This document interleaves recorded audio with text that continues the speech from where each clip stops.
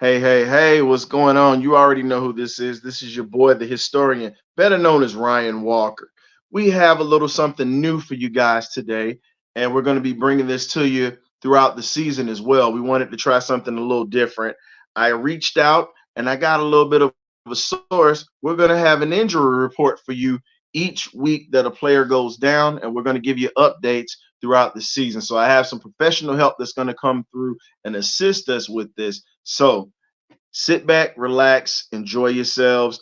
Just make sure that you hit that subscribe and that like button in YouTube so we can go ahead and make sure that you guys are in here like swimwear, as they would say. So go ahead and check us out. We're going to go ahead and get this thing started. The new segment, what we have right now, is actually called the Broken Wing Report. So please, please, please like and subscribe. We have a great show for you today. So please check us out.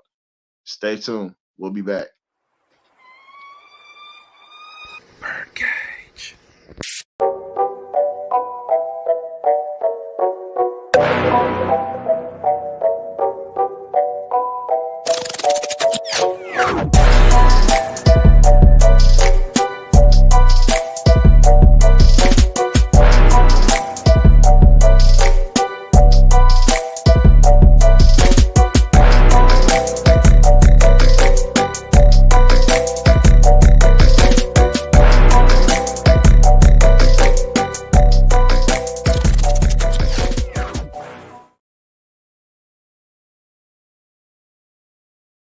Hey, what's going on, everybody? I'm back, but I'm not alone right now. We actually have the residential physical therapist that's been in the practice for over 30 years, a former boss of mine when I was actually in school, trying to go to school for becoming a physical therapist, but I had changed my major due to my military obligations. But it's all good though.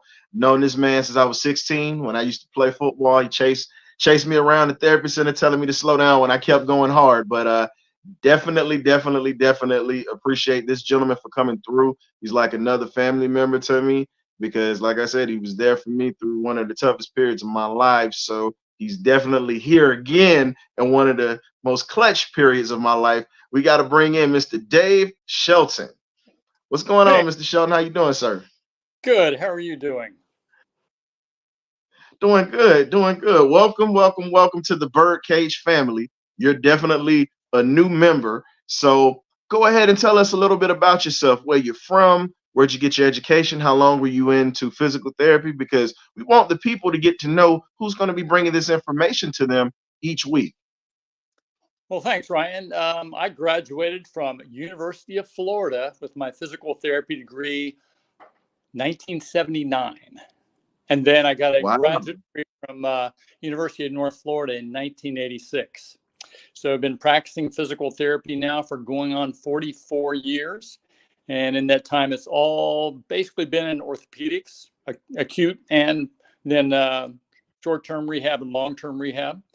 Um, so a number of those years were spent interfacing with local high schools, your alma mater, and then a couple of the others around the local town of Jacksonville.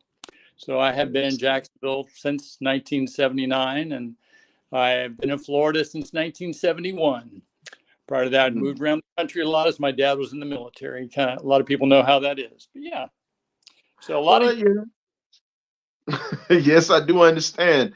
I did my stint in the U.S. Coast Guard, so I definitely understand about moving around from place to place. That's how I ended up here in Philadelphia at one yeah, point. So, but I'm not gonna hold it against you because you're a Gator. That's where you got your information from. As you can see, it's dog country over here. You've known that since you've known me. But I yeah. gotta throw a little real. Y'all beat up on us for years. So we finally are winning again. Finally. Yeah, I've had great teams, But great. yeah, you guys have too. Our your former tight end was a first round draft pick for us, Mr. Kyle Pitts. Oh, We're still okay. waiting on him. We're still waiting on Kyle Pitts to evolve right now. We have some Kyle Pitts defenders in the group, and there's people that want him gone because of his production hasn't been there. But I understand from the knee injury side of things how that takes at least a year for you to get back mentally into the swing of things, even though you're physically there. So. there's a lot of Definitely excitement. looking forward to him doing big things. So, so the first thing we have today, we got three players that are injured, and not too long today. We're gonna go ahead and get with the most recent injury that took place or whatnot. We had Troy Anderson, who is our second-year linebacker. He's out of Montana State. You know, second year playing linebacker. He was literally an athlete in college, but he ended up hurting his shoulder, possibly a pectoral injury from what we're hearing, because at the end of the game, he walked around with his arm was in a sling before the game was over with. So when you look at the pectoral injuries that could possibly be, because the Falcons haven't released any information as of late of the updated information on his injury and the severity of that, but what the speculation is, it could possibly be season ending with that. So what's very significant about the pectoral injuries that come along with football players, especially from linebackers who actually have to use their arms to get those 300-pounders off, or even tackle those 220-pound, 30-pound running backs? Right. So I'm not sure if it's a pectoral injury or if it is a true shoulder injury. The pectoral muscle, the pectoral major, is the one that's most commonly injured. And it can rip in the middle of the muscle. It can actually detach at the sternum, or it can detach where it works at the shoulder. So commonly, if it's bad enough, they can do surgery. I've seen some guys who say, I don't want surgery, and they just let it scar down. Both take a while before you can come back and play. If it is a true complete rupture of that pectoralis major muscle, he will not be back this year, in my opinion. There are other things that can go on there. Very commonly with shoulder injuries, you can have an instability caused either by dislocation or a partial dislocation. There can also be what we call a slap tear, which is a tear of the superior labrum, and that can also result in instability. So those are the most commonly injured things, I would think, for a guy like him. But you can also have a rotator cuff tear too. But I would think that's a little bit less likely, probably more of what I had just said. So big question will be, will it require surgery if he has a slap tear or if there's an instability? So I kind of was looking to see if there's anything out on an MRI report on him, and there's nothing that I could find. So until that is done, I would imagine they're going to keep him under wraps and not be playing. Yeah, I think they're going to go ahead and have him sit, like you're saying, because for a guy of his stature, you're talking about a guy that's over 6'4". He's 6'4", around 240, 245, runs a 4.3, 4.4, 40. At that size, can move from sideline to sideline, and he's a very explosive type of player.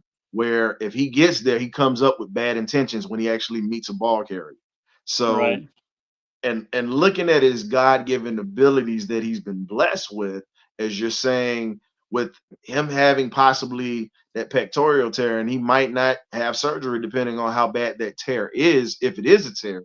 How long if they were to get surgery on that, if he was to get surgery on that, he and the team agree on that, how long is the rehab process that it actually takes for a player of that caliber? Because he's in shape, perfect shape, of course.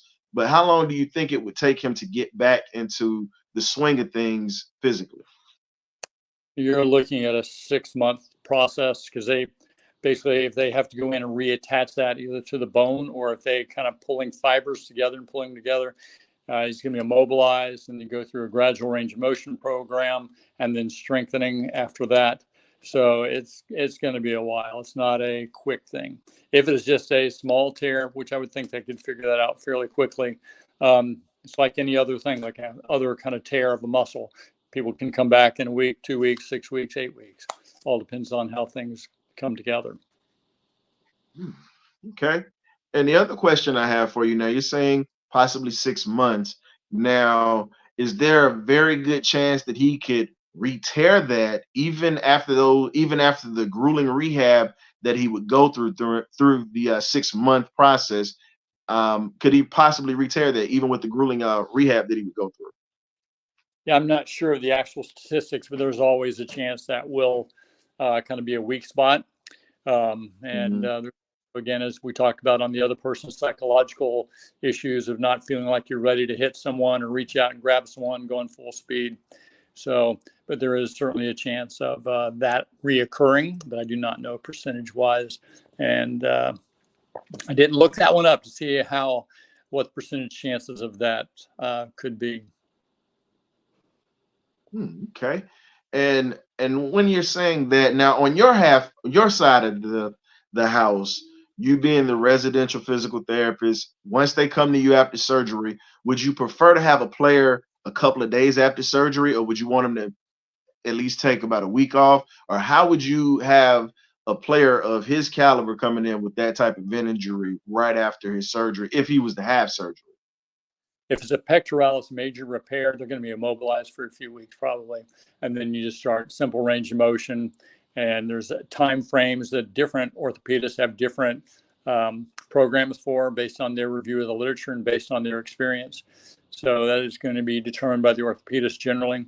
But generally, there's going to be a period of immobilization, and that could be 2 weeks, 4 weeks. Then you start simple range of motion. Generally, if there is a muscle repair, it's going to be passive, and there will be limitations on the range of motion. And then there'll be a gradation of how quick you can progress the motion, and then another time frame before you can start doing any strengthening at all.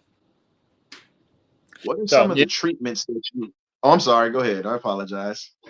It really depends upon how bad that would be, and you do end up having atrophy of all the other shoulder muscles, and then you got to go through, once you start the strength, you got to strengthen everything again.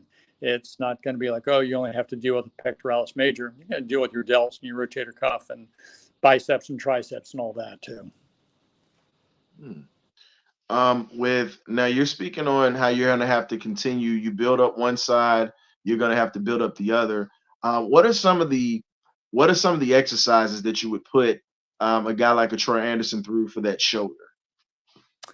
Well, again, if we're talking surgery, you have the immobilization period, and there's typically a period of time where just the physical therapist is moving things.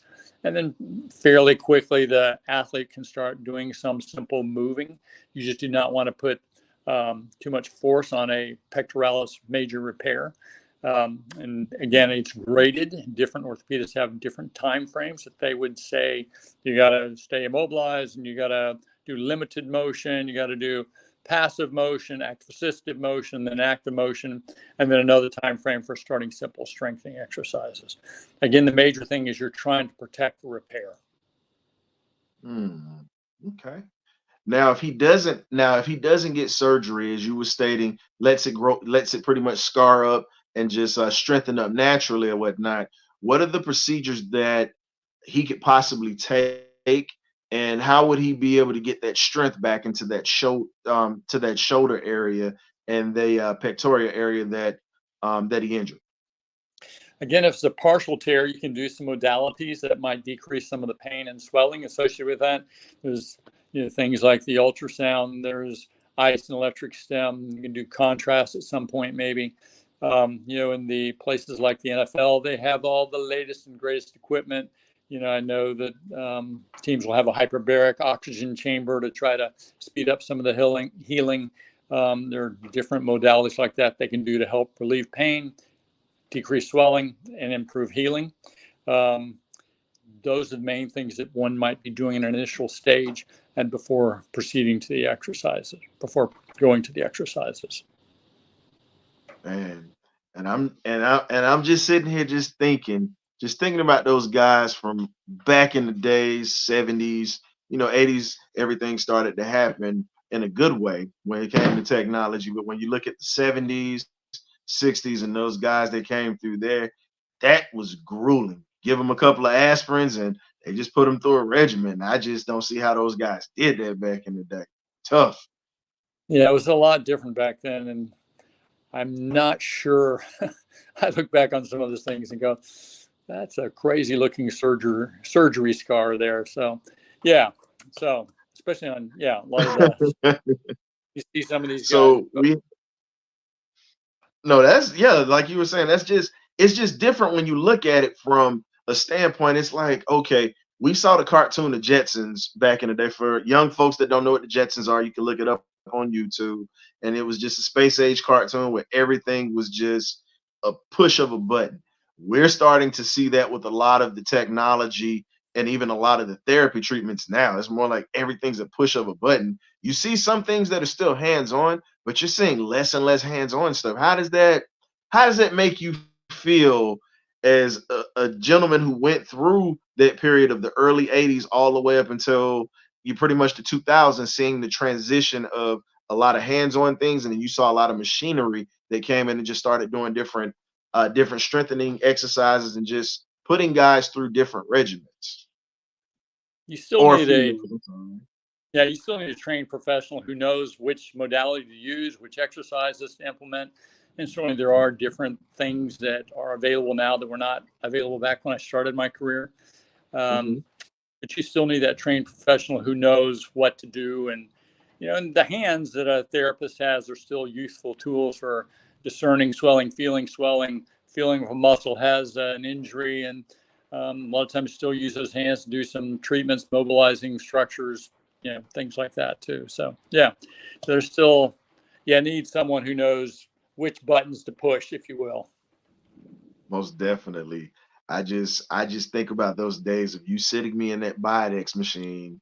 And if you don't know what a Biodex machine is, if you've never been injured, that machine you pretty much can use it for your shoulders, shoulder joints for healing. But I had it for my knees. You sit down in that chair, you get strapped in. It's like a roller coaster, but you're literally pushing your body to a whole nother limit to literally get the strength back into your joint. That is a painful, painful memory and experience there. But but everything worked, like I said, everything worked out perfectly. Uh doing it with Mr. Shelton. Everything worked out perfectly because he literally pushed me to a certain extent. And then that's the part of the rehab that everybody doesn't understand.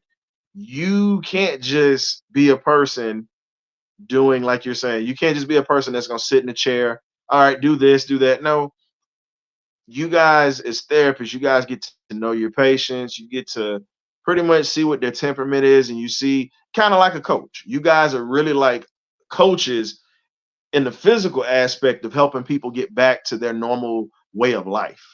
That's the way I look at it. And you guys are more like also psychologists as well, because you pretty much talk people through a lot of those tough and dark days that might seem like, man, this is gonna take forever. And that's very true. And everyone's a little bit different. And as a therapist, you have to figure out different ways to approach people. We all have different abilities or different makeups, and you got to try to figure out how to make one person work harder. And it's not going to necessarily be the same way as other people. And a lot of times with athletes, you have to kind of restrain them, keep them from doing too much too soon. Everyone wants to be back, especially with high school guys, as I recall. It's You can't go back tomorrow. It's a process. So, but also I have college guys too. They want to be back now. The career is No, now see, you brought back up a memory before we get on to this next injury. When you said that, see, you had me thinking about the first time I met you. It wasn't good. It wasn't. that time. I remember the coach about the office, and I assessed the need, talked to your parents, and I can't remember exactly if I told you, but I definitely told your parents what I thought. And we got you to a point Oh where you no, were. you told me. No, you told me. I'm gonna go ahead and I was sitting on the table and you tested my knee and you looked at me. You said, "Well, I'm about 90%." You said not 85%. You said 90% sure that your knee is torn. I'll never forget that your ACL is torn. And what that means is you're not going to be able to cut laterally or even be able to move because you're a defensive back. So you have to understand that weight shifting that you do, your knee is your stabilizing joint that controls all of your movement. And you can't stabilize right now because your knee's not stable. And then you told me, I said, well, we got to get an MRI. I'm gonna go ahead and see. I believe I'm gonna be all right. You said, you know what? If you're all right to play on that knee and nothing is torn, I will shake your hand. That was exactly what you told me. Well, I don't remember that And quite that way, but I having that speech, and I remember you weren't happy, and athletes aren't happy. and I'm not an I athlete anymore. cried in the car. I'm not even gonna lie. I cried in the car because I said this man didn't know what he's talking about. We go get the MRI. I'm looking like, dog. I said, well, back to the drawing board, and I found out I had to get surgery, and I was like, man, I'm just done. But sitting back thinking about it, that was, like I said, that was a challenging time, and I understand what these guys are going through because you're thinking, all right, I'm trying to get to the next play, but then when you have that, how do you say it, your mortality hits you that, okay, you're not healthy. That is a tough thing to digest when you're in the midst of being an athlete. But a guy that has been in the NFL for a long time. We're going to talk about Mr. Cordell Patterson. He's been around, for a good while. And right now he's long in the tooth, as they would say. He's a bit of a senior citizen in the NFL, especially for being a skill guy. And he's had a thigh contusion, a deep thigh contusion, and possibly might be something else that's going on that they're not speaking on. And he's been practicing, but he's been limited. But at the same time, we're trying to figure out how serious could this thigh injury be if he's already missed 3 weeks of the season. I get they're trying to rest him, but how serious do you think the injury could be if they're holding him out? But they're letting him kind of come in, practice a little bit, but they're not going to play him. Right. Well, so the contusion is probably the number one injury that football players especially experience, and we've all had them. So a deep thigh contusion, you actually will have blood in between the layers of muscle. Typically it's of the front of the thigh, which we call the quadriceps, and the different layer there. You could actually have it at the side too, but it's more commonly in the front. That contusion can cause damage to some of the capillaries, and they kind of open up, and you'll get swelling throughout that thigh muscle. And it can, obviously, if you have a bunch of swelling in the thigh muscle, it's going to limit your ability to generate torque or force with that muscle. And if you think about any athlete who uses his legs, you need to be able to generate force with your quadriceps. And so they're going to probably do a whole process where they don't let him go back, where he won't be safe and hurt something else. So there's a process of there again, and their treatment regime there with the trainers and the therapists. I'm sure they're doing things to decrease swelling. Typically those guys are going to therapy 3 times a day. They're paid to go to therapy, and they're pulling out all the stops, trying to get that out. But again, depending on how deep that is, it can take a while to get that resolved and get the muscle strength to come back. There's also a flexibility issue that has to be addressed, because sometimes that fluid can limit the motion of that quadriceps or the stretchability of that quadriceps. And again, you don't want a player going back out there who doesn't have normal flexibility. If he goes back out there and then someone tackles him and his heel goes to his butt, guess what? You're just going to make it all worse. So, yeah, they're going to want that to be resolved. And they have different parameters on that. And again, the parameters are swelling down, pain way down, and normal flexibility and relatively normal strength. And with Cordell Patterson, he came out of the University of Tennessee, was a multiple. He wasn't just a wide receiver, he was a wide receiver, running back, kick returner, punt returner, and did a little quarterbacking as well. So he's pretty much an all-around athlete, but Right. He's a football player. And this guy relies on his legs and his speed as well, because he's not a small man. Cordell Patterson is about 6'3", 6'4", and you're talking about another 225, 230-pound guy who's still, even in his 30s, mid-30s right now, he's running a 4.4 easily getting away from younger defenders who have good speed, and he's also shifty as well. He cuts on a dime, and you're speaking about the torque. He relies on his legs to make cuts and moves, but he's such a downhill runner. And when we say downhill runner, for those who don't understand that, he's an aggressive man when he has the ball in his hand. He doesn't like to run out of bounds, and he's going to run through you when he gets a chance. And from being a former defensive back and understanding having to tackle guys like that, tackling a guy like that over and over, it wears on you. But when you have a guy like that that's a little banged up, you're literally looking, as they would say, blood in the water. You're not trying to hurt him, but you're trying to make him think about running. when you put a shoulder pad on him or you hit him coming in on the side, you want him not to have as much explosion, but you also want him to think about, well, if I cut this way, this guy's gonna hit me. You don't want him just to be reactive. You want him to think, because the moment that he thinks, that takes a lot of the torque, as you were saying, off of what he's gonna do, because he's thinking about my leg. I have to, I'm not full go. And like you said, you don't want him to be in a situation where he's not full go and you have a guy that's coming up willing to take his head off. You know, it's just one of those things. And I agree with you 100% that I don't think they should rush him out there until he is good and ready to get back out there, because he's one of the key components for this offense and for this team on the special team side of things, and also in the backfield. Even though we have two young studs in the backfield running the ball, we have as we say, old man River. He gets better with time, and that's just pretty much what Cordell Patterson has done. So we hope that we get him back soon. And the last injury that we're going to talk about is cornerback Jeff Okudah, former first-round draft pick out of Ohio State. Had a lot of high expectations, but he had an injury-plagued career in Detroit. Only played 25 games in his first 4 years. Comes to Atlanta, looks strong, does well in minicamp, but he ends up hurting his foot. Well, really his ankle. They said it was a foot, and then it became an ankle. So they're trying to figure out, because the timeline was a month. So my question for you is this: they didn't disclose what the injury was. He was on a pitch count on Sunday, got in for probably 11 to 12 snaps, and did fairly well. What type of injury, lower leg injury, do you think he possibly could have had to keep him out for a month where he was rehabbing, and they have him on the pitch count right now?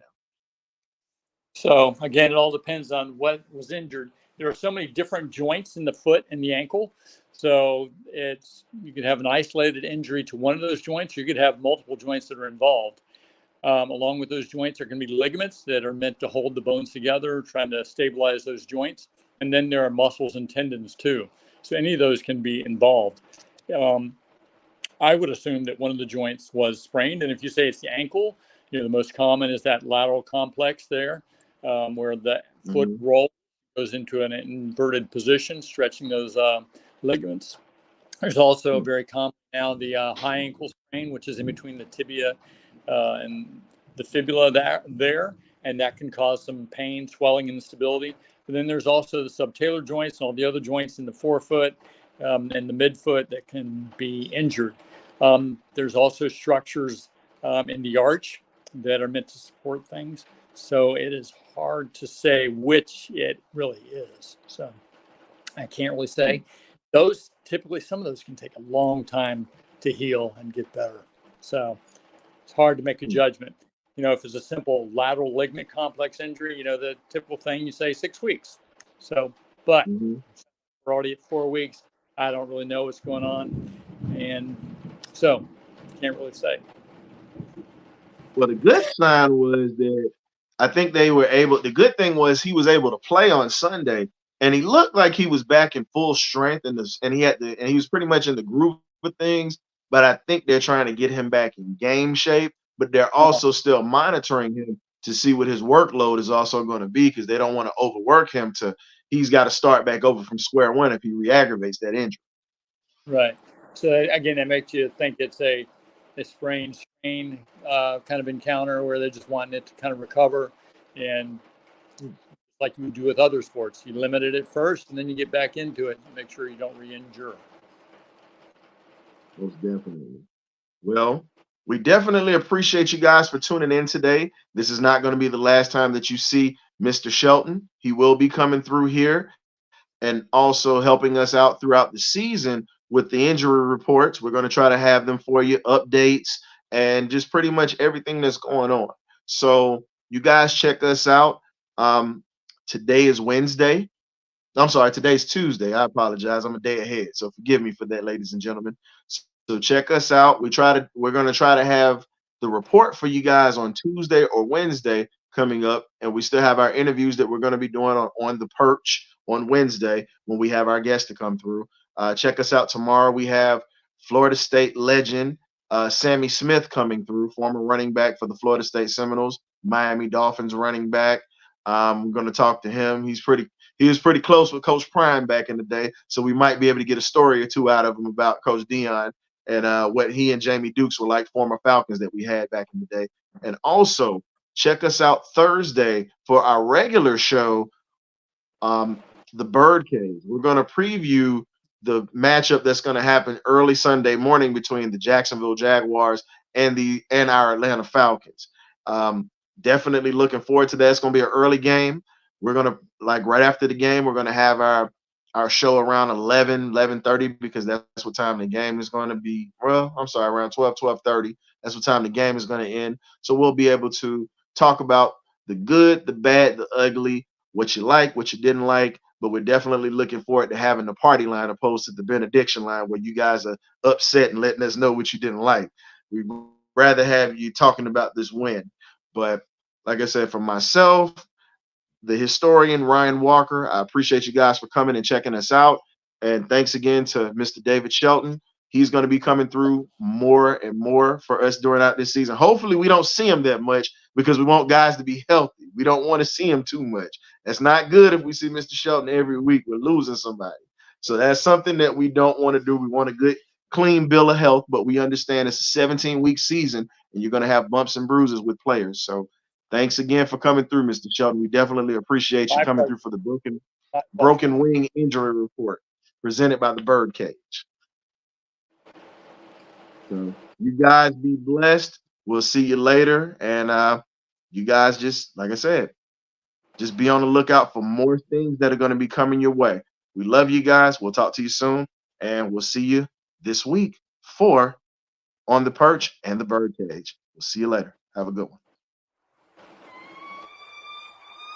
BirdCage.